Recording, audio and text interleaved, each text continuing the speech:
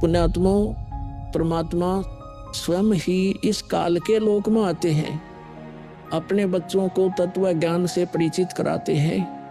दास के अंदर उसी पूर्ण परमात्मा कबीर साहिब जी की शक्ति काम कर रही है।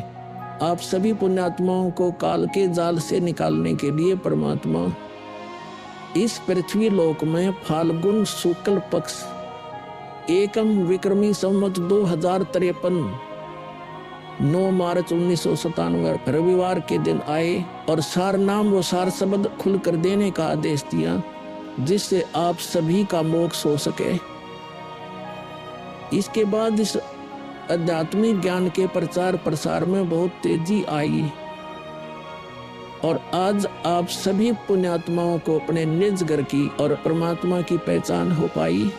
600 साल पहले परमात्मा को ना पहचान कर हम काल के जाल में धोखे से रह गए थे। अब की बार दास को आम संत समझकर धोखा मत खा जाना। यदि आप इस परमात्मा के तत्व ज्ञान से पूर्णतः परिचित हो चुके हो तो दास के इस इशारे को समझकर अपना उद्धार करवा लेना और अपने अन्य भाइयों बहनों को भी कबीर परमात्मा का यह सच्चा मार्ग समझाना। दास को कबीर परमात्मा का मिलना आप सभी के जीवन के कल्याण का कारण बन रहा है। आपको अब उस दिन की घटना के बारे में बताता हूँ।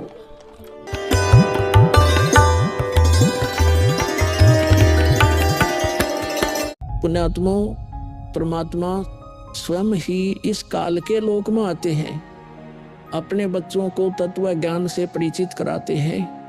दास के अंदर उसी पूर्ण परमात्मा कबीर साहिब जी की शक्ति काम कर रही है।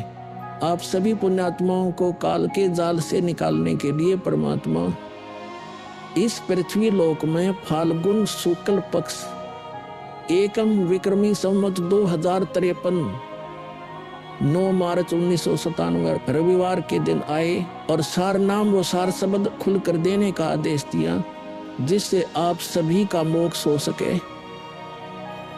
इसके बाद इस आध्यात्मिक ज्ञान के प्रचार प्रसार में बहुत तेजी आई और आज आप सभी पुण्यात्माओं को अपने निज घर की और परमात्मा की पहचान हो पाई। 600 साल पहले परमात्मा को ना पहचान कर हम काल के जाल में धोखे से रह गए थे। अब की बार दास को आम संत समझकर धोखा मत खा जाना। यदि आप इस परमात्मा के तत्व ज्ञान से पूर्णतः परिचित हो चुके हो तो दास के इस इशारे को समझकर अपने